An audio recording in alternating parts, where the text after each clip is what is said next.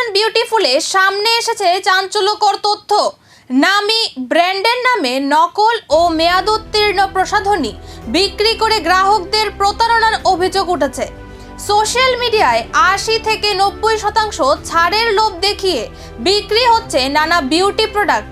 ২৫০ টাকার পণ্য মাত্র ৬০ টাকায়। এত কম দামের অফারের আড়ালেই লুকিয়ে রয়েছে বড় জালিয়াতির অভিযোগ। তদন্তে অভিযোগ, অনেক ক্ষেত্রে মেয়াদোত্তীর্ণ প্রসাধনীর উপর নতুন এক্সপায়ারি ডেট লাগিয়ে ফের বাজারে ছাড়া হচ্ছে। বাইরে থেকে দেখতে একেবারে অরিজিনাল হলেও ভেতরের পণ্য নিয়ে উঠছে গুরুতর প্রশ্ন।